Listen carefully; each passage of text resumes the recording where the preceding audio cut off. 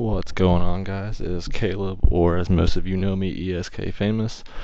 And I just uploaded a vlog if you haven't seen it, and I realized that I had uploaded another video to my YouTube, and it was a setup video back when I was living in Virginia. And for those who have kept up with me know that I have moved to Ohio, and I am currently living in my mom's house, staying kind of in her basement until we can find our own apartment. So, without further ado, let's show you what I'm up to now. We've got the stairs that come down, got a little red lighting for if you don't want to have all the lights on, you got the music going. Beer pong table, you gotta have it, always set up whenever anybody wants to challenge, or if we don't feel like playing beer pong, you got the chairs everywhere. I kind of share the basement with the cats, unfortunately, but luckily we got a little air freshener, that helps us out. Come over here, my 1970s couch that my grandfather gave me. It actually has a pull-out bed. It's nice. Got the gamer chairs. There's another one underneath over there.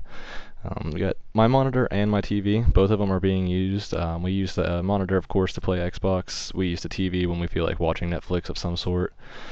We got my PC, which didn't even really pay that much for. It was only $60 from a friend, so I'm not complaining. I just completely erased it, put Windows 7 Ultimate on it, some coffee cups because I'm a coffee fanatic. 23-inch Asus monitor. We got a Microsoft webcam right there, and then Xbox down below. And what's funny is this is actually I call it the Mark J setup because he has the same exact entertainment center in his setup. But I can't show you my Astros because those are actually on my head. I'm recording with them.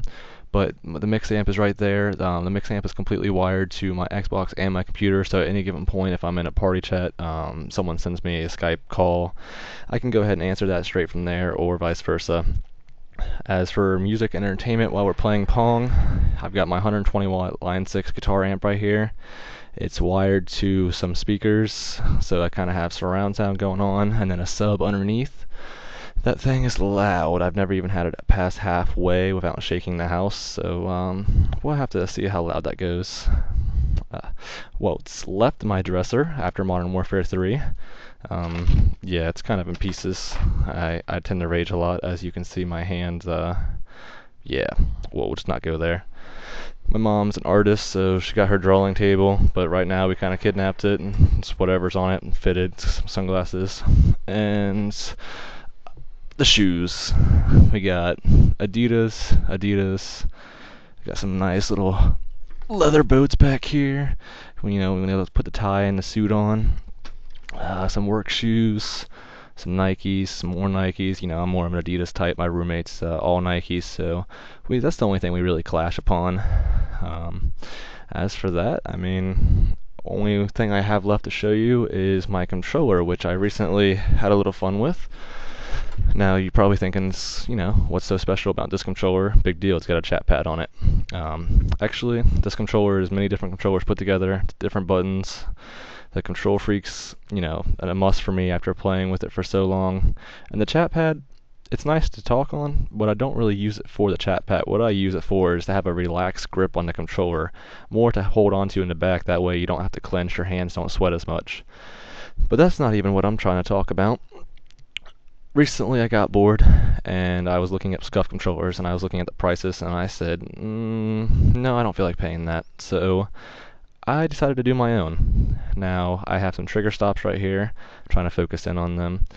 What these are is actually the screws out of the back of the Xbox controller itself. I just took an old Xbox controller, unscrewed them, sized up the screws and where they needed to be, and screwed them in my triggers.